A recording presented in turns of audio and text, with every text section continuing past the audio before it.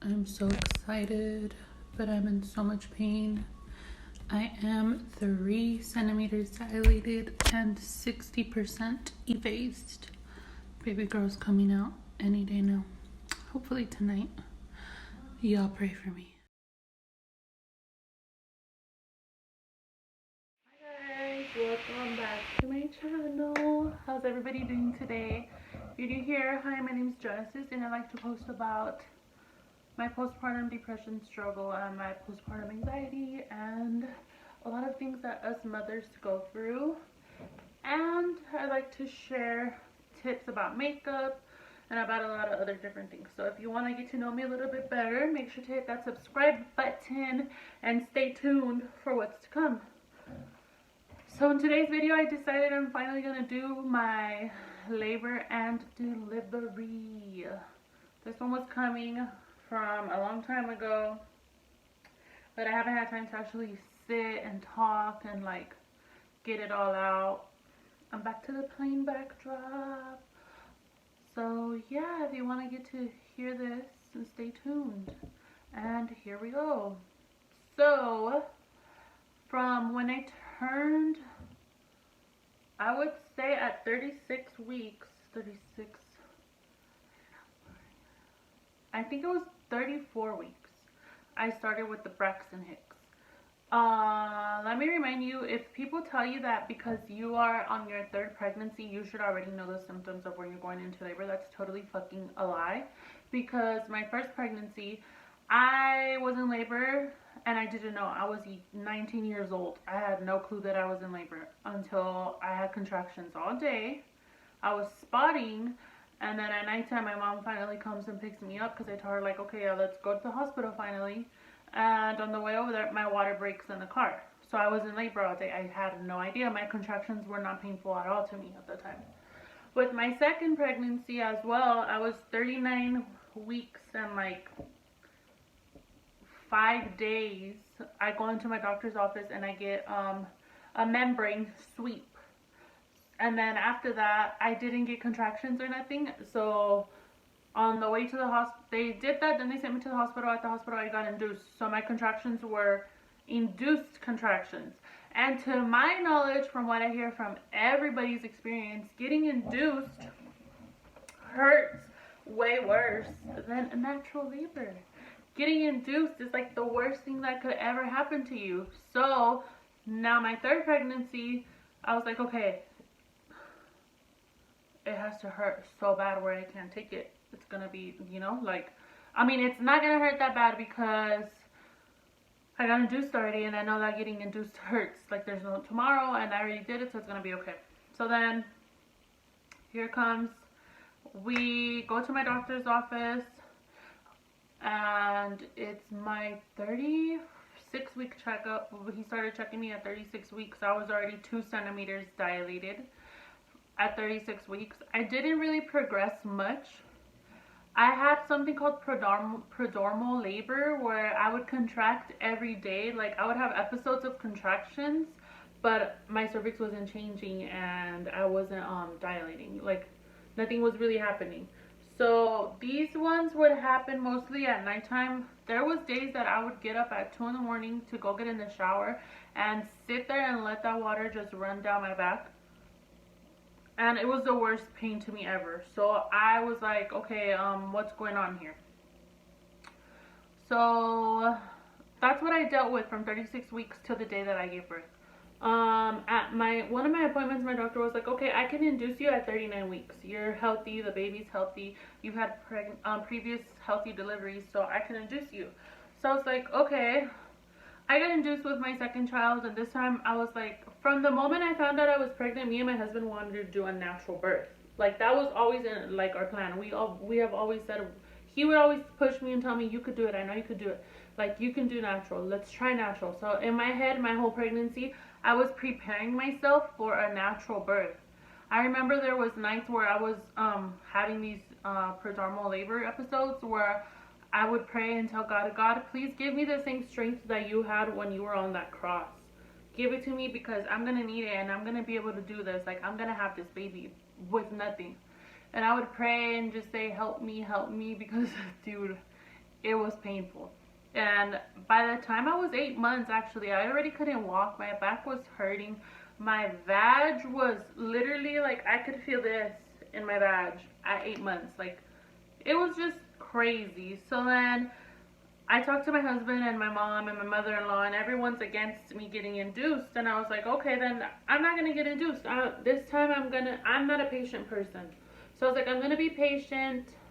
I'm gonna wait and see what my body does, and my body's gonna know when to have this baby. And that's the same exact thing my mother-in-law and my mom told me. Like, your body's gonna know when it's gonna have the baby. You don't need medication. I was like, okay, whatever. I'm gonna listen. But by 39 weeks, I was way over being pregnant. Like, oh, I was literally counting down for 39 weeks when I found out that I could get induced that day. But I was like, okay, I'm gonna wait it out. 1 week is not gonna hurt. I specifically said I was not gonna go over 40 weeks. No way in hell.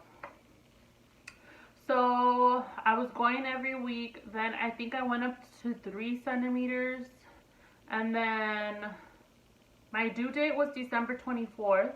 December 24th got here, and I had no baby. So I go get checked. I think I got checked a few days before that.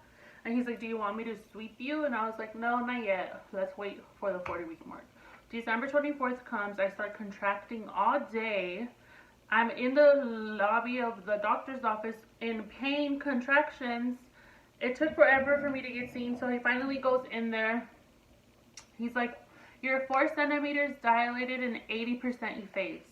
I'm going to do a sweep on you. And I was like, okay, I'm going to insert a picture of what a membrane sweep is. Basically what it is this is your cervix. I was 4 centimeters, so it was like, it had space in there. This is their fingers. And this is what they do to your bag from your uterus. They're detaching that bag from your uterus so that your body could produce the oxytocin to give you the contractions. Wait, was that the correct word? I think it was the correct word. I hope it was the correct word. So I was like, okay, I was already contracting anyways. He did it. When I got the membrane sweep with my second daughter, it did hurt, but it was because I was only 2 centimeters dilated. This time, I was already 44 centimeters and 80% effaced. So he sweeps me, he sends me home. Like I said, this to me was a new experience because my first time my water broke, I went into labor like right away. My second one, I had gotten induced. I remember that same day, so that's the 24th. The 24th, we go to my mom's, and then I was passing my mucus plug, but I thought it was just like I say, everything is new every time well, to me, every pregnancy, I learned something new. It was my mucus plug, but I thought it was like normal discharge because of him checking me, but no, it was my mucus plug. So then the 24th, we go to my mom's, and like around 12 midnight, I start getting contractions and they're going to my back, and I was ready, like, okay, this is labor. I'm going into labor. We go to the hospital on December 24th. They check my cervix. No, they tell me walk around for an hour, then come back and we'll check you. If you progress, then we're going to keep you. If not, then we're not going to keep you. And I was like, okay, I walked for an hour. I couldn't freaking walk. I kept stopping. Like, these contractions were the end of the world for me. I was like, oh my God, like, oh, I can't. I was already telling myself I'm not going to do natural labor. There's no freaking way. So we go walk around, they check me, I go from 4 to 4.5, and she's like, well, you're only 0.5 centimeter dilated more, so you're not in active labor, you can go home. Girl, my cervix is 80% effaced, and you're gonna let me go home? Like, okay, that's one thing that sucks now, that active labor is 6 centimeters. Oh, I was so frustrated. I was contracting, it was just not regular, it was irregular. And let me tell you too, when the doctors tell you do not go to the hospital unless you're 2 to 3 minutes apart contracting, whatever the rule is, don't fucking listen to that shit, because that's a lie. My contractions were never 2 to 3 minutes apart, and I went into labor by myself. So they send me home. I come home and I'm still contracting. I didn't sleep all night. Then the next day is obviously December 25th, Christmas. So we had already our plans to go to my mother-in-law's, and I did not want to go because I was still contracting. The only thing was that my contractions were not consistent. So they send me home, blah, blah, blah. So I get ready. Actually, I didn't get ready. I was in a robe and PJs the whole day, the 25th, because I was contracting all day. but irregularly. My contractions were never on the dot, 5 minutes apart, 6 minutes apart. They were never on the dot, okay? So we go to my mother-in-law's, then we get home at around 10 p.m. on the 25th. I start contracting again. And I was like, okay, you know what? I'm not gonna get excited because we had already scheduled an induction for the next day in the morning if the baby hadn't came yet. For December 26th at 8 a.m. That was my induction date. So December 25th, 10 p.m. contractions start, and I was like, I already know how this goes. I told my husband I'm gonna do some laundry. If by the time I'm done, because I wanted to wash and clean, you know, nesting. If by the time I'm done doing my laundry, the contractions don't stop, then we can go. So here I go with the contractions. I did notice that they were a little bit stronger, like uncomfortable. So I did laundry, I cleaned, I think I even showered. I showered. And then I finally, I don't even think I finished laundry. I get in bed at 1:37. I sat, as soon as I sat, pop, my water broke. And I was like, oh, because my doctor always told me if your water breaks, run to the hospital because the baby's going to come like this. Once your water breaks, you're going to give birth like this. So my water broke and I was like, oh shoot. I wake up my husband, we grab and get the kids. He grabs to like wake up the girls. I'm in the bathroom, and when I'm in the bathroom I realized that my water was brown. So I already knew this meant something was, the baby pooped inside of me and that this was bad. Like I need to get to the hospital ASAP. Keep in mind it was raining that day. So we're driving to drop off the girls with my mom. On the way over there, I swear to you guys, I felt like my kid was gonna come out of me. I remember telling my husband, like, I'm not gonna make it to the hospital. I can't. So we called my brother. I remember I called him and I was like, come outside and get my kids, please, because this baby's gonna come out of me. Like, I remember I was on the seat in the car, like my butt was lifted because I really thought this kid was gonna come out of me. So we leave the girls, we go to the hospital. We get to the hospital and I walked from the car to the check-in kiosk. Then at the kiosk, the girl was like, oh, let me go find you a chair. And I was like, don't find me nothing. Get me upstairs. Like, I need to go now. She's like, you're gonna walk?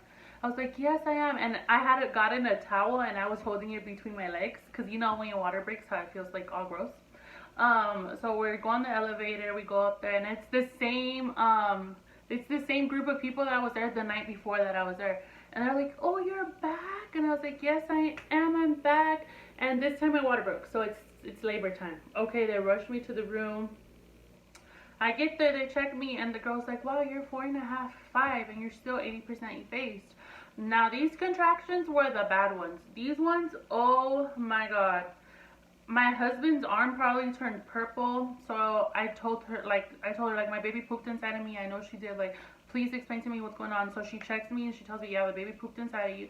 The NICU team is going to be here because most likely they're going to have to take her when she gets here because, you know, if she swallows that, it's bad for her. So I start bawling my eyes out and then I'm like, I want the epidural. I need the epidural. I cannot do this. And she's like, honestly, I don't think I'm going to get it to you. So and I start losing it even more. I start crying.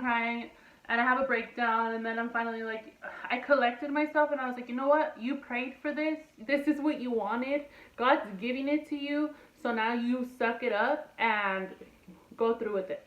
So I collected my thoughts. I got it together, and I was like, okay. I was asking her, I was like, oh, how do I know when it's time to push? Like, does it feel like I have to poop or what? So she was explaining to me that I'm going to feel like I have to poop, blah, blah, blah. I was already feeling like I had to poop. I already felt like I had to push, okay? So she walks, she was telling me everything because I was asking all kinds of questions because I had never gone through this. So as soon as she walks out, I kid you not, I felt her drop. And I looked at my husband and I was like, call her because the baby's like about to come out of me. She called her and she comes back in and she's like, it's time. Like, yeah, you're right, it's time. And one thing that I do want to say for you moms is when they tell you about contractions that if you only push when contractions come, that is very true because I could literally feel with every contraction my baby coming, like pushing down and coming more. It's so freaking beautiful and amazing what our bodies could do. I could literally feel her coming. Now, when it got painful is when I lost it and it went all over the place. And another thing too, just think the pain that you're going through when you're going through this. Oh my God. All of your pregnancy, you get taught that when you get a contraction, you breathe out because that releases the pain. Well, when you're in labor, you're pushing while you're contracting. So try to imagine how painful that crap is. You're getting a contraction and you're pushing it out. Like, oh my God, dude. This was like the most painful thing ever. I pushed 3 times and my baby girl got here. The crazy part is that we had no time for nobody to, like, my mom was like, oh, I'll be there in a couple of hours. There was no time. I got there at 1:37. We had her at 2:37. I think it was 2:37. I'm not sure. I need to double check. But she got there right away, or 3:27, something like that. No, 2. I'm not really sure. But she flew right out of me. And another thing is that I don't remember my pushing part. Like, I literally blacked out. I remember just black parts coming in and out. And I remember at one point I screamed and I was like, I can't do this. And I pushed so freaking hard and the baby came out. And I was like in shock after she came out of me. I couldn't, like, they threw her on me and I was just like, my baby, my baby. But I was all over the place. Then they took her, they checked her, and thank my Lord Jesus, she did not swallow nothing. NICU team was there for no reason. They gave me my baby, and then I let it all out. I started freaking out, crying, like I'm holding my child. And then in my head, I was just like, dude, I did it. I gave birth with no medication. And my husband was like, I was right next to you, like rubbing your head and stuff. I do not remember that. It's so, now that I look back and they say like, oh, your traumatic labor has a lot to do with your postpartum depression and all that. It's really true, because I remember when the nurse came to tell me that it was time to push, my doctor wasn't gonna, the emergency doctor, not my doctor, because I didn't even get to deliver with my doctor. I delivered with a random man. They sent some lady in there. Dude, she was the most rudest person ever. And you guys already know that I don't let myself get talked down to. But this situation was different. My legs were wide open and my thing was hanging out. And this lady comes in and she's just like this. Where's the baby? You told me the baby was coming already. I don't see no baby. While my legs are wide open and this baby's trying to come out of me. Oh my God. And she's like, well, I'm going to leave because the baby's not coming here. And they're like, yeah, don't worry. The doctor's here already. So the doctor gets there. And like I said, it's a complete stranger. It was so many things going on that I don't know if that's what like freaked me out, that I was blacking out and in and out of it. It was so crazy. It happened so fast. Like, I don't know. It happened fast, but it was crazy and it was scary. And I cannot believe that I did it. To this day, I could say like the best feeling in the world to me was they give you the, I got out of bed right away. I was not bleeding heavily. You're expected to bleed like endlessly every child you get. You're expected to contract horribly every child that you get. I was fine. I didn't bleed a lot. I did tear 2nd degree this time for the first time. And let me tell you, without an epidural, girl, I could feel that every time I sat, even still recently, like never, like, ugh. That part I don't recommend. That you could feel your stitches even months later. Like, it just doesn't feel normal still. My baby's already gonna be 7 months and I still feel like, oh my God, a little uncomfortable. But my biggest like flex is that I remember when I was walking in there, they were wheeling this girl from her delivery room to the recuperating room.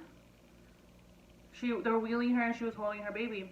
And when I was in the room and they were getting ready to change me over, the nurse was like, do you want a wheelchair or do you want to walk? And I was like, I want to walk. And I walked from that delivery room to the recuperating room. I held my baby in my arms.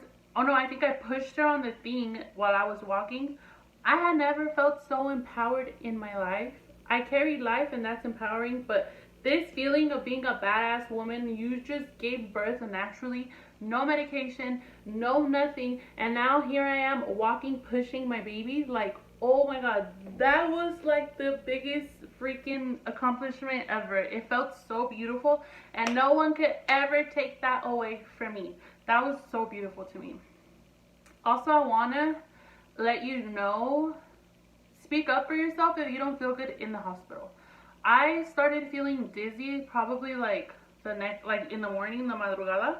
I was feeling dizzy and I wasn't feeling well. I remember one of the times I got up to go use the restroom and I blew my nose and I was in a faint. And I remember like I was holding on to the things and I was like, oh my God, like something's not right. My nurse came in, I told her, and she's like, oh, it's okay. You're probably just tired, sweetie. You're just tired. And I was like, bitch, I'm not just tired. Something's wrong. So there I am feeling like dizzy. Just, I felt freaking weird.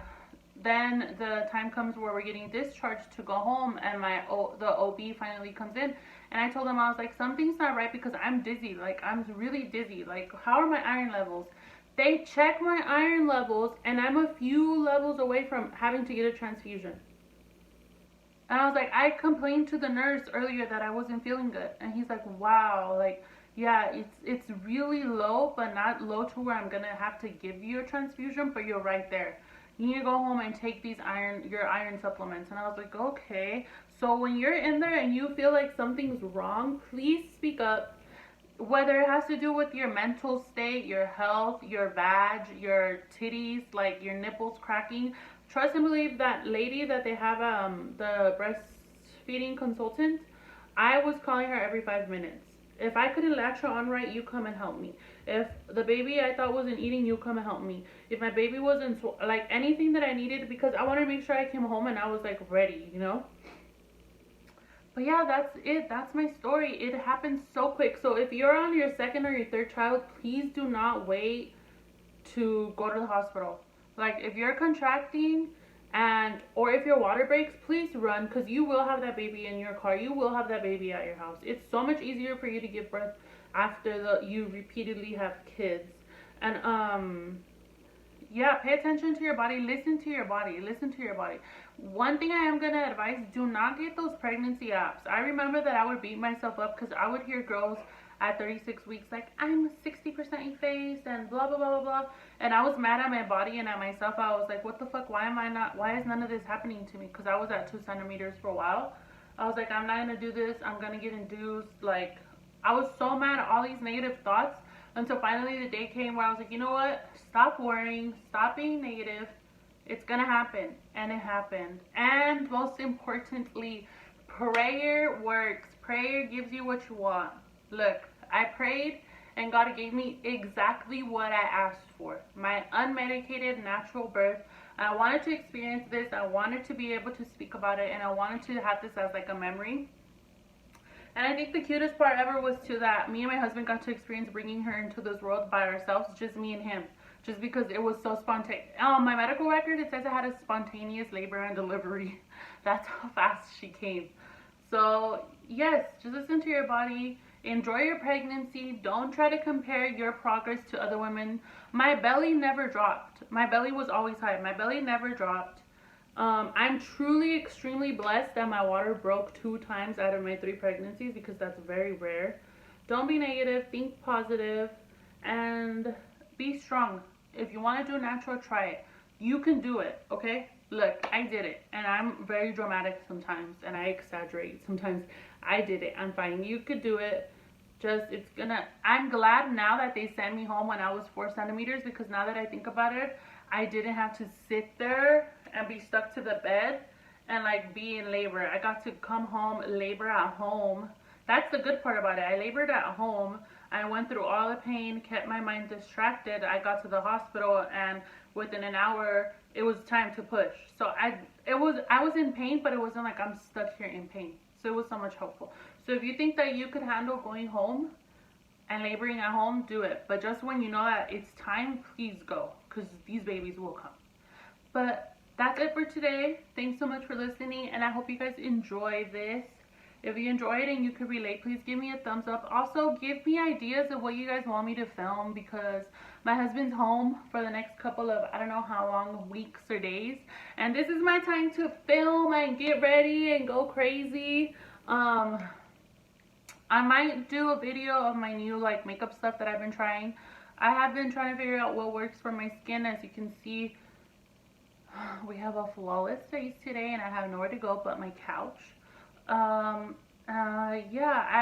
very active on all my other social medias like Snapchat, Instagram. I post on stories on there a lot of stuff that I share that I don't share on here.